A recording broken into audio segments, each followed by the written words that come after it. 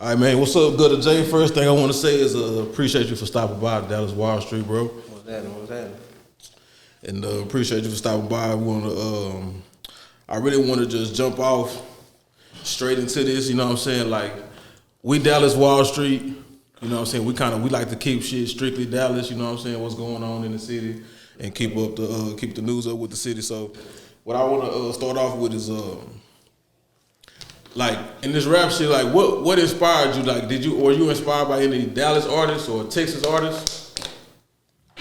Like, it ain't even gotta be like inspiration, but just like type of influence or. I kind of came up around music. Like my old man, he used to do a lot, DJing and shit like that. Yeah. I used to listen to, like, coming up, Bone Thugs and Harmony. They were really like the first group to kind of like pique my interest and make me like, damn, I want to try to rap and shit. What was it about Bone Thugs? I don't know. I think it was more so Busy Bone than anything else. You know, that little, you know how he flow the words, but he kind of harmonized and, you know, same shit the motherfuckers do today. You know, that's really where it kind of originated. Yeah, when nobody doing that shit like that at the time. Like he really one of the originators of that style. But, you know, I just grew up around, you know, motherfuckers that was really kind of dealing with music too. Yeah. You know, Cottonmouth. I grew up around Cottonmouth. Yeah. So, all right, so like seeing those artists, you know what I'm saying, growing up around it, did they like give you like some type of hope that you could really do this shit? Like that you could, because a lot of people in the city, I feel like up until now, it's like it was really no hope because we really wasn't seeing it really happening. You know what I mean? Like that's a lot of artists' issues. It's like you can have dreams, but it's like shit, if you don't really know nobody that you could touch that really is having success, you know what I'm saying? It's like it's hard. They're kind of like. I mean, yeah, like you say, really. To be honest, I didn't really see a lot of people just being successful with it. Not out of my city, but I seen it in Texas, so that kind of motivated me when I seen like UGK. You know, because I come from listening to all of that growing up. That's what my old man had me on UGK. You know, all the Fifth Ward Boys. Yeah. I mean, I can go to shit like goddamn Top Authority, the Dayton Family, you know, some more other shit that niggas don't be just knowing about. You know what I'm saying? That shit. But just anything out of Texas at that time, you know, the Ghetto Boys, all that shit. I grew up on all that shit, so you know, it was just seeing that. And then when the Switch House era came around, it really motivated me. Like, damn, you know, this shit, you know, it can be done. Yeah. Do you think that UGK like play a role in your music today? Hell yeah. Like a lot of shit Pimp said in his music, you know, I kind of think about it sometimes and kind of put my own twist to it. You know what I'm saying? Yeah. Not copying exactly what he said, but may say something that's along the same guidelines of what he was saying. You know, and then he also gave everybody in Texas a little style. You know what I'm saying? Facts. Like motherfuckers like just simple shit, like how he used to always flex with the flip phone and shit like that. You know what I'm saying? Just little small things that he contributed to what's going on today. Yeah, I mean, I just interviewed BFG Strap, you know what I'm saying? And, I mean, he basically said the same shit. You know what I'm saying? Like, it's like... Yeah, I fuck with Strap. I be listening to that nigga shit. Yeah, see, it's like he said the same thing, though. UGK influenced him, and that's Pimp C, and that's... And Bun B, too. Like, you can't leave out Bun. Yeah, for sure. Bun OG, man. And Bun had them lyrics, you know, real lyrical. Yeah, I mean, shit, you can't. They was a yin and a yang, you know what I mean? Like, shit, can't really have one without the other. Yeah, but you know, that's where I was influenced by that. And then, like I said, like I was kind of hands on with like Cottonmouth coming up, you know, because my old man used to kind of DJ for him back in the day or whatever. So I grew up around him. He had a lot of influence on what a nigga did back then too. So OG Cal, shout out to Cottonmouth Jesse, man. He rock with the page, you know what I'm saying? He be tuned in. He stay tuned in. So, man, I like to ask a lot of the artists, you know what I'm saying, what do you expect to get out of music? Do you expect to be the number one artist? Do you want to compete with Drake? You know what I'm saying? You want to be Young Dolph? And then hold on a second. That's music, bro. Yeah, my bad. Nah, you good. So, like, what do you expect to get out of this music? Like, you know what I'm saying? Man, I'm trying to get a check out of it. I ain't even gonna lie. Yeah. You know what I'm saying? All the other shit, trying to be big as Drake and all that, I inspired to get that big, but at this point in the game, you know, I've been doing this shit for so long, I'm just looking to get that check right now. You know what I'm saying? And also be able to put a platform together to bring somebody else. You know what I'm saying? Yeah. To bring, I really want to put a foundation to where, like how where motherfucker have somewhere they can go and kind of, man, hey man, see what, have a place where an establishment or something solid around here that we don't got. Like, we don't got no powerhouse around here where motherfuckers gonna be like, man, I'm gonna take my shit and see if I can get signed with such and such. Like back in the day when in Louisiana they had No Limit, Cash Money. Most of the artists that was coming up, they would go look for a Cash Money executive or a CEO or something and be able to man, let me present this to you, see if you'll sign me type shit. We don't got that around here. So we basically just, Yeah, and I'm glad you touched on that because what I want to say is I like to talk about like the current state of Dallas music and what I'm saying, the past state of Dallas music, and I like to kind of compare it, and what I'm saying, I feel like when Dallas had the surge of all the boogie era artists that was getting those deals, we had a Big Wheel Records, a Cloud. You know what I'm saying? We had all these labels in the city. We used to have it. Yeah, so I like that you pushing for that because I feel like it's a lot of niggas that like this, like you said, you in this shit too. I want to get a check. Like I aspire to be this, but it's somebody that they'll do this shit because they love it to death. Yeah. You know what I'm saying? So it's like if you good, if you got the talent, you got the image, you got the popularity to bring the attention, and then put it on a nigga that can go be big as Drake. You know what I'm saying? That's the way to be. That's what I'm on, man. I just want to have a platform where I can pull the next motherfucker in. You know what I'm saying? And build that, have that chain. Yeah. I seen that you got your leg monitor took off, right? Yeah. So with that being off, does that help more to move around? You know what I'm saying in this music? Because we in a game right now where you can just promote on the internet. You know what I'm saying? A lot of people don't do the street marketing, and it's like, do you still get out there and?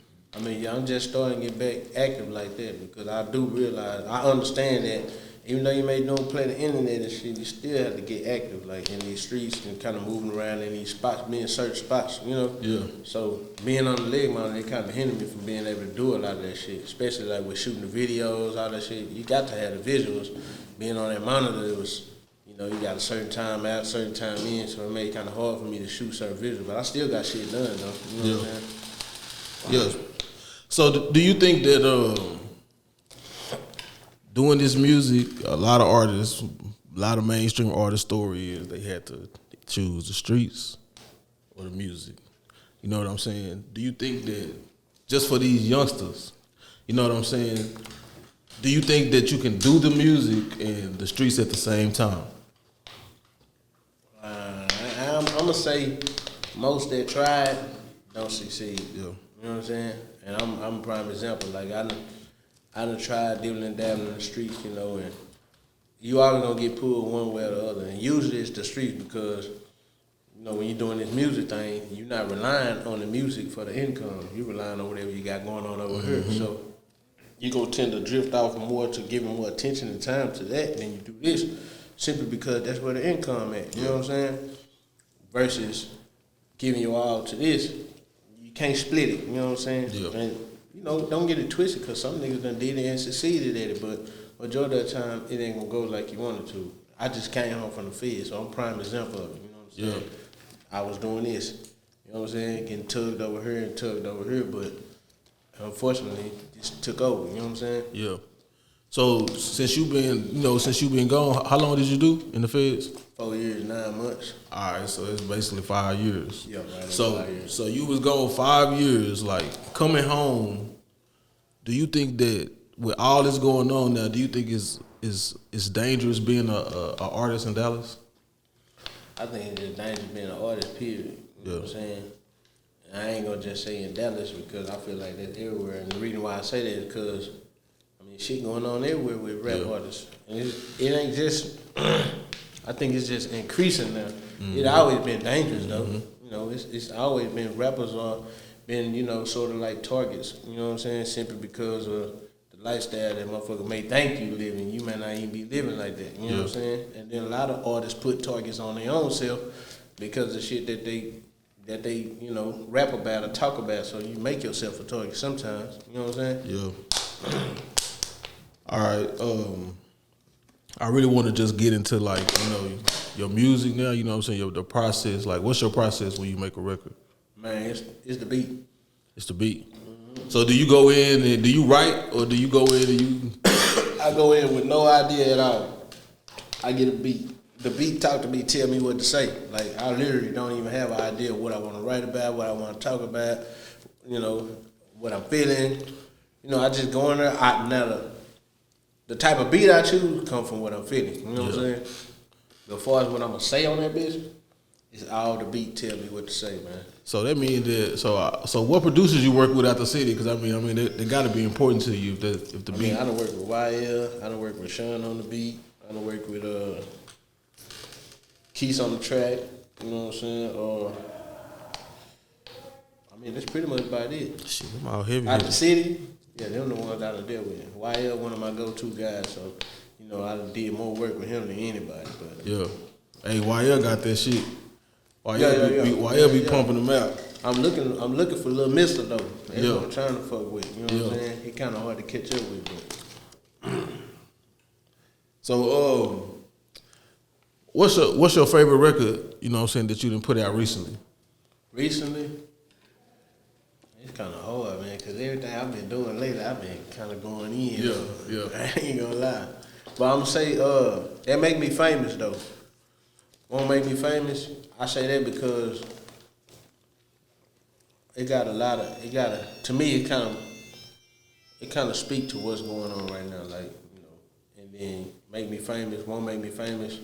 Just the title alone, when you catch it, when you see it, you would think, you know what I'm saying, something, you would think I'm speaking of, like, make me famous is saying, like, trying to get a record deal or Hollywood type of shit, but I ain't on that at all. I'm speaking on won't make me famous, put me on a t-shirt. Mm-hmm. You know what I'm saying? I'm moving cautious. I'm staying out the way it is. You know what I'm saying? I'm about my business. I ain't on the bullshit. You know what I'm saying? I'm kind of speaking in that lane. Like, I'm going to do, you know, I'm not going to let you make me famous that way. Yeah, so that, I was going to ask you about that record. You know what I'm saying? Like, why, you know what I'm saying, what was going on in the city, kind of the inspiration just for it. Everything that's been, what motivated that record was just everything that's been going on, you know, like with, in general, with all these different situations, with niggas getting into it, with niggas, all the beefs and, you know, all that shit, and I just feel like, damn, this is just something that's, you know, it's kind of, it's getting out of hand now, you know what I'm saying? But, you know, I feel like as a person that's in that lifestyle, you understand, you know what I'm saying? You understand when I say you won't make me famous, you know what I'm saying? Basically by you caring, you being cautious, you keeping, you know, surrounded, but it can always happen to anybody, but don't be doing shit to put it on yourself and get yourself be that target for somebody to make you famous, you know what I'm saying? Yeah, so Prophecy shot that video, right? Yeah, Prophecy did. So what made you choose Prophecy to shoot that video? I feel like he would give it that look that I was trying to capture, you know what I'm saying? I mean, if you look at the one scene, it's like you kind of see me rapping, and you see somebody creep up behind me. Mm-hmm. But, you know, you see him get shot down before he get to me. Yeah. You know what I'm saying? You see the same thing on this side. You see him get shot down before he get to me. It was ideas that I had that he just brought to life. You know what I'm saying? And then, like, on the dudes you see that's creeping up, you see, like, Famous wrote on their T-shirt, you know what I'm saying, or whatever they say on their shirt. Yeah. So it's kind of little subliminals in there that you see, like, okay, this is what he's speaking on. So are you big on visuals? Yeah. Because I from what I noticed, you know what I'm saying, for one, you've been dropping, you know what I'm saying, in the last few months you've been dropping consistently. And for two, every visual, it looks like you put thought into it. Yeah. It don't look like you just pulled up with the homies and, you know what I'm saying? Like, that's like that shit right there, that shit that people are missing your video, you know what I'm saying, until you say some shit like that and have to go back. See, and that's, like, when I shoot, I try to give that good quality. You know, I've been trying to get big on the storyline shit lately. Yeah. But I'm all about that quality because I feel like if it looks shitty, a motherfucker ain't gonna give it a look. Yeah. You know what I'm saying? Motherfucker see it look like low budget, like it's some bullshit. Motherfucker ain't gonna give it the time of the day. I know because I know how I look at visuals. And I go through a video, I'm looking at a nigga video, I'm like, that shit look shaky. I ain't even gonna give it a shot. You know what I'm saying? And I mean, you competing with the best of them, and not the local niggas. You know what I'm saying? Exactly. You know what I'm saying? So you gotta put myself in the top dog lane. Man, I like to ask all the artists this because it's like a big topic in the city there. I see all the blogs ask, and I always want to know: do you think that Dallas have gatekeepers? Gatekeepers? Yeah. I mean, to me, a gatekeeper would be somebody that actually got the. A gatekeeper would be somebody that actually not only got the platform, but also got the bag, got everything it takes to be able to just do this with you and you. You know what I'm saying? I don't think we got none of those. So with us being a market, a music market, of being a top 3 music market in the States, I think we got a lot of people with platforms that can use them to help you get somewhere, but I don't think we got no gatekeepers. So why not? Why don't you think we? I mean, like, why do you think we don't have those? Because, like, I get what you're saying. It's like we don't, and it's like, but if we in a top 3 music market, why don't we have gatekeepers? Why don't we have people that's establishing the music game? That's kind of hard to say because I don't really know. Because I'm just assuming because the folks that got the platforms to actually, help, change a little bit, they not really just doing too much of what should be done. You know what I'm saying? Yeah. And I ain't saying just, reaching out because a lot of folks, they think, okay, if you sign an artist or you do whatever with the artist, you got to have, because a lot of artists is looking for somebody. Like I heard somebody mention one day, rappers be looking for somebody to pretty much be they, be they funds. Yeah. You know what I'm saying? Yeah. But when you got artists like me and other artists around here that got their own shit going and just need a platform or just need somebody to say, hey man, look, such and such over here doing this thing. A lot of these folks, they ain't using their platforms to do that type of shit. But then, like I say, they're not gatekeepers either, so you can't expect that from them. You know what I'm saying? Yeah. I feel like gatekeepers automatically know what to do. You know what I'm saying? Do you think I can take this artist and I already got it mapped out for what you need to do to get to that next destination you're trying to get to. Yeah. But a lot of these guys, they just playing it how they play it, and they just landing in the position that they in simply because of the connects and the networking that they did and got these relationships with whoever. Yeah. I mean, and it's just the way it goes. But somebody got to come in and basically put that stamp and make it be understood. Like, okay, this is what a gatekeeper should be doing. Do you think blogs took some of the power away from it, from the people that's actually running around at the radio stations or DJs? You think the bloggers took some power from them? I ain't gonna say they took power from them, but I believe that the bloggers brought a lot of gave a lot of people insight to what's really actually goes on here. You know what I'm saying? So I think they helped everything, and in some ways they hurted it. You know what I'm saying? But it just depends on how you use the bloggers.